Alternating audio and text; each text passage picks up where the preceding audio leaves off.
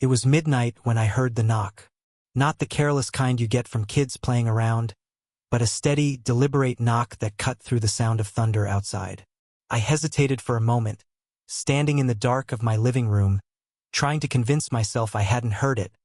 But then it came again.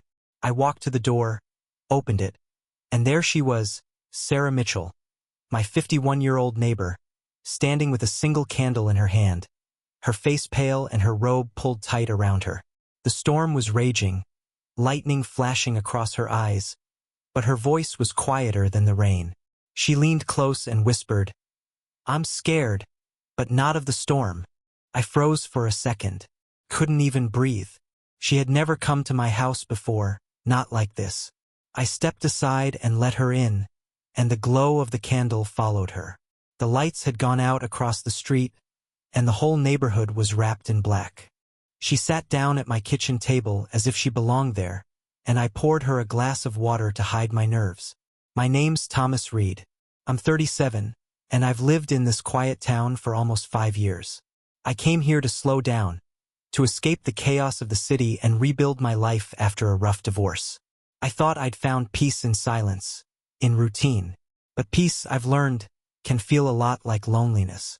And that night, when Sarah Mitchell showed up at my door, I realized I hadn't really been living. I'd just been waiting. Sarah Mitchell wasn't the kind of neighbor you saw every day. She kept to herself, walked her dog at odd hours, and waved politely across the yard, but never lingered. She had a presence about her, elegant, composed, almost untouchable. People in town whispered about her, about the husband she lost years ago, about the secrets she carried. I never asked. I figured some doors weren't meant to be opened until she opened mine. She held the candle between us and her hands trembled just enough for me to notice. "The power's out," she said softly. I didn't want to be alone tonight. Her words were simple, but the way she said them, it was different. I could feel there was something she wasn't telling me. I tried to play it off with a half smile. "Storms can be rough out here. I guess I've gotten used to them." But she shook her head. "That's not it."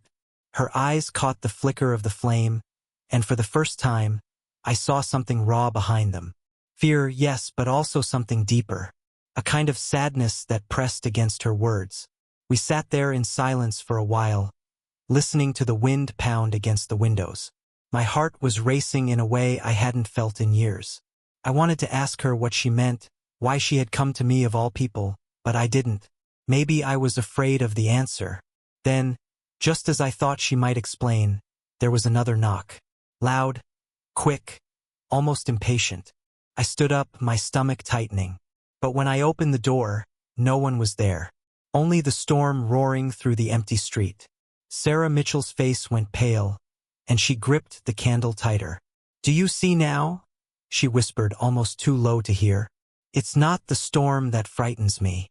And in that moment, I knew this night wasn't just about bad weather. It was the beginning of something else. Something I couldn't name yet, but felt pulling me in. The storm passed by morning, leaving the streets damp and shining under a pale gray sky. Sarah Mitchell had slipped back to her house before the sun came up, carrying that candle with her as though nothing had happened. But everything had. I couldn't stop replaying her words in my head. "I'm scared, but not of the storm." They clung to me like the smell of rain that lingers long after the clouds are gone. That day at the diner, whispers found me before my coffee did. This town thrives on rumors the way the city thrives on traffic. People leaned in close, speaking names as though they carried weight. Sarah Mitchell's name was one of them. Her husband was sheriff, you know. The waitress told me while refilling my cup. Good man. Died too young. Some say it wasn't an accident. I didn't press her. Folks here love to dress up tragedy and mystery. But something about the way she said it made me uneasy. I'd known Sarah Mitchell for years as the woman across the street with perfect hedges and guarded eyes. But now she wasn't just the quiet widow anymore. She was someone with history, with scars, with secrets I had only glimpsed. Later that afternoon, I saw her in her yard trimming roses as if the night before hadn't happened. I wanted to ask her what she had meant, why she'd chosen my door, but I kept it simple. "Morning, Sarah Mitchell. You okay?" She paused, her clippers in hand, and gave me a look that said more than her words. Storms come and go, Thomas Reed. Some stay longer than others. Then she turned back to her roses. I wasn't the only one watching her. Across the street, James Carter leaned against his truck, cigarette dangling from his lips. He was older than me by a decade, broad-shouldered, the kind of man who thought the town belonged to him. He'd been circling Sarah Mitchell for years, or so I'd heard. His eyes followed her every move, and when he noticed me looking, he smirked. "You think you're different, city boy?" he said later that night at Murphy's bar. He stood too close, his breath heavy with whiskey. "She doesn't need saving. And she sure as hell doesn't need you." I didn't answer. Sometimes silence says more than words. But inside, I felt the heat of his warning. James Carter wasn't just a jealous man. He was a threat. Back home, I couldn't shake the feeling of being pulled into something I didn't fully understand. Sarah Mitchell had walls, and James Carter was one of them. But when I saw her light flick on through the window, I couldn't look away. That evening, she surprised me. She crossed the street with 2 mugs of coffee in her hands and a half-smile that didn't reach her eyes. "Thought you could use this," she said, handing me a cup. We sat on my porch steps. The air cool, the ground still damp from the storm. For the first time, she really talked about silence in a house too big for one person. About trust broken years ago. About how hard it is to let anyone close when you've already lost everything once. Her voice cracked once, but she didn't let it break.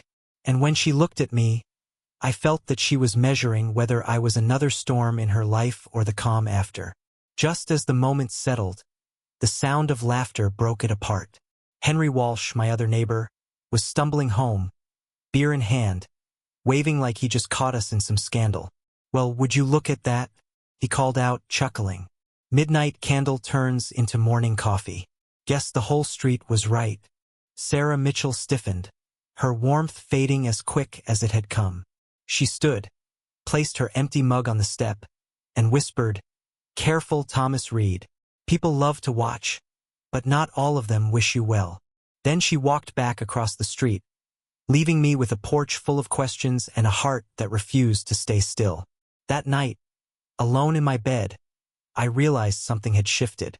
I wasn't just curious about her anymore. Cared and caring about Sarah Mitchell felt like stepping onto a road where every turn was blind and danger could be waiting in the dark. The days after the storm carried a strange weight. Every time I looked out my window, I caught myself glancing towards Sarah Mitchell's house, wondering if she'd appear again at midnight with another secret she couldn't voice. She didn't. She kept her distance, tending to her roses, waving politely as though that night on my porch had been nothing more than a passing moment. But I knew better. I felt it in the way her eyes lingered on mine before she turned away. One afternoon, I decided to patch the shingles on my roof. A storm like the last one had torn more than a few loose, and I figured if I didn't fix it, the next rain would do worse. I wasn't careless, but maybe I was distracted. My boots slipped on the damp edge, and before I knew it, I was sliding down, hitting the ground hard enough to knock the wind from my chest.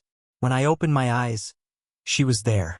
Sarah Mitchell was kneeling beside me, her hands pressing lightly against my shoulder, her face filled with more worry than I had ever seen. "Thomas Reed, are you all right? God, you could have broken your neck." Her touch lingered longer than it needed to, and for a moment, neither of us moved. Her hand was warm, steadying me, and I realized how long it had been since someone had cared enough to reach for me like that. I sat up, tried to laugh it off. Yes, I'm not as good at roofing as I thought. But she didn't smile. She stayed there, her eyes searching mine, as if she wanted to say something more. Then she helped me to my feet, her hands slipping away slowly, almost reluctantly. That evening, she came over with a basket of food, roast chicken, bread, a bottle of wine. "You shouldn't be cooking after a fall like that," she said, setting it down on my table like it was the most natural thing in the world. We ate together. For the first time, my house didn't feel empty. She told me about the music her late husband used to play on old vinyl records, and I put one on. A slow song filled the room, the kind you don't hear anymore. And for a few minutes, the silence between us felt like part of the music itself. I wanted to reach for her hand, I wanted to tell her that the nights felt different now, that I thought of her more than I wanted to admit. But just as I was about to speak, she pulled back. This isn't a good idea," she whispered. "You don't know what comes with me, Thomas Reed. It's dangerous." Her words cut through the warmth of the room, leaving a chill behind. I tried to protest, but she shook her head, stood, and walked to the door. Before leaving, she turned back, her voice lower. "Don't follow storms. You can't survive." And then she was gone.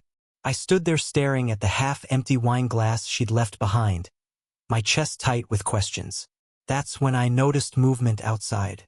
Across the street, James Carter stood under the glow of a street lamp, arms crossed, watching my house like a hawk. He didn't move when I met his gaze. He just lit another cigarette and smirked as if he already knew something I didn't. The next morning, I found a folded piece of paper shoved under my door. The handwriting was sharp, angry. "Stay away from her. This isn't your fight." My blood ran cold. Whoever wrote it knew. Whoever wrote it was serious. And yet, even as I held that note in my hands, I couldn't imagine walking away. Because the truth was, Sarah Mitchell wasn't just my neighbor anymore. She was the storm I couldn't turn from, no matter the danger waiting in the dark. Murphy's smelled like coffee and old wood that morning, the way it always does when rain sits heavy in the air. I went for a quiet breakfast and left with a choice I couldn't outrun. James Carter was already there, anchored at the counter like he owned the place. When he saw me, he didn't blink, just set his cup down and turned his body enough to block the aisle. "You've been busy," he said. "Rooftops, candlelight dinners. Bold for a man who moved here to slow down." I kept my hands loose at my sides. I helped my neighbor after a storm. He smiled without humor. "She's not your neighbor. She's a story you don't understand." I tried to pass. He stepped closer, breath warm with whiskey he shouldn't have had before noon. "You think she told you everything?" Her husband wore a badge. He dug in places you don't want to know about. That digging got him buried. The room went quiet in the way small rooms do. Conversations muting, forks pausing midair. I felt every eye on us. "Back off, James Carter." His knuckles tapped the counter slow. "I'm telling you to back off." He leaned in. "This town has rules. You don't get to break them." I didn't say what I wanted to say. I just paid my bill and walked out to the wet street. The rain hadn't started, but the clouds were ready. I found Ellen Hayes on her porch across the block, arms wrapped in a cardigan, eyes narrowed at the sky.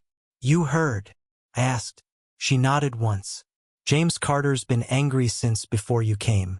Being near Sarah Mitchell turned that anger into aim. I'd be careful walking home after dark." Is he bluffing? Men like him don't bluff.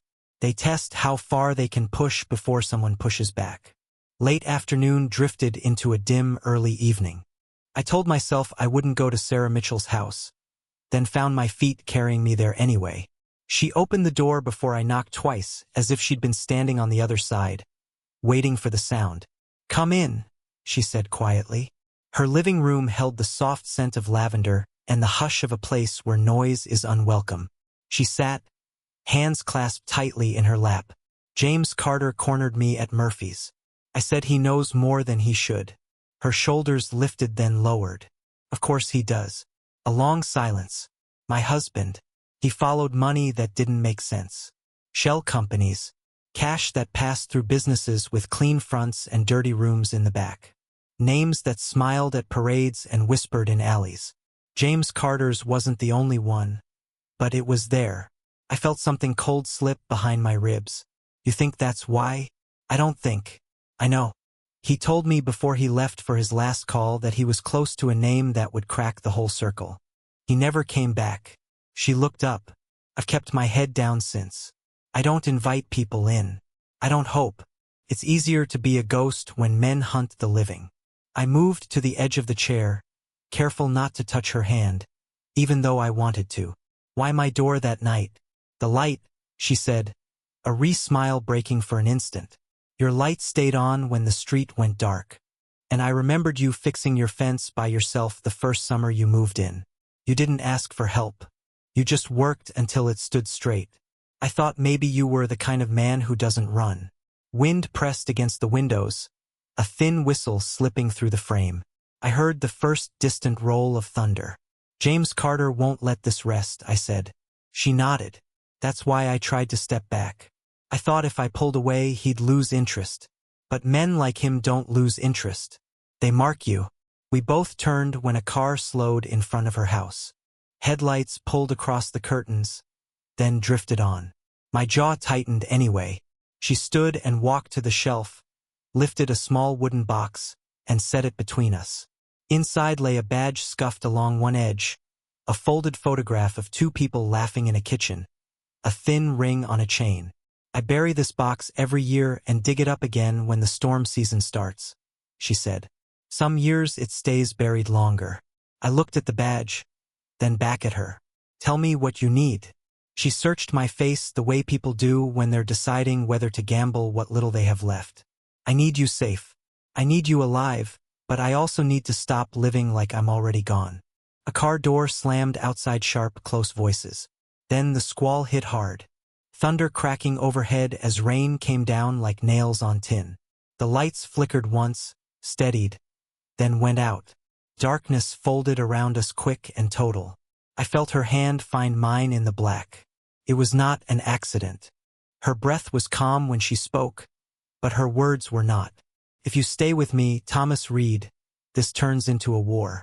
I tightened my fingers around hers, not to claim, but to anchor. The wind howled down the open street, and somewhere, a loose shutter hammered a warning into the night. Outside, another car engine idled. Headlights swept across the curtains like a searchlight, then cut. Footsteps on the porch. A slow, deliberate knock. 3 beats. The same rhythm as before, only harder. Sarah Mitchell's hand trembled once in mine. This is where storms decide who we are, she whispered. I rose, every nerve tight, and took a step toward the door as the knock came again, louder, closer to anger than patience.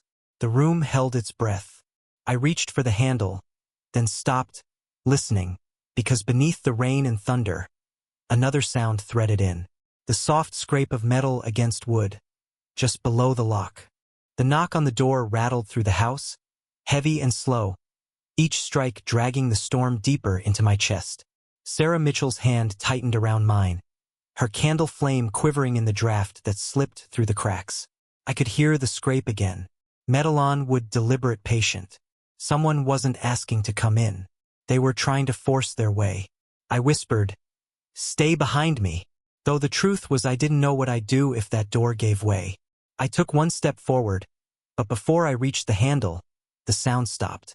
Silence except for the wind and rain. Then the crunch of footsteps retreating into the storm.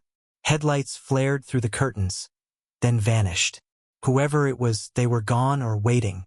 Sarah Mitchell let out a shaky breath, her shoulders sagging as if she'd been holding the weight of the world.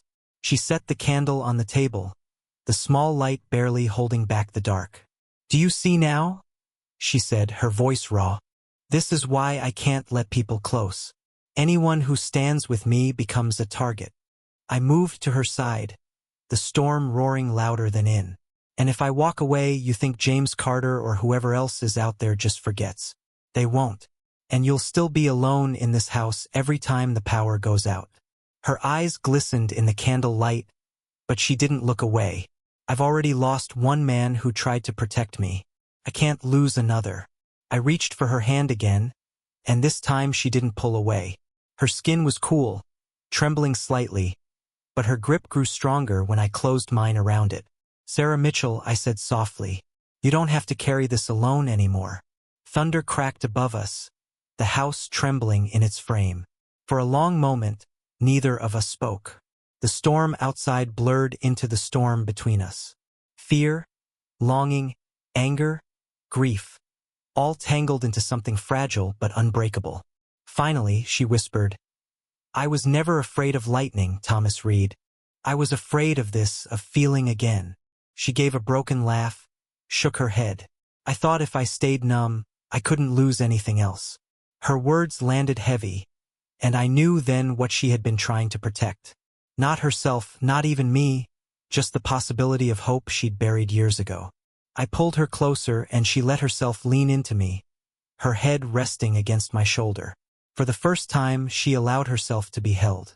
My heartbeat echoed in my ears, but I didn't move, didn't rush.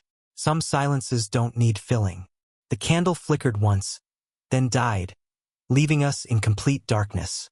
And in that darkness, she spoke again, her voice barely a breath. "Stay tonight, please.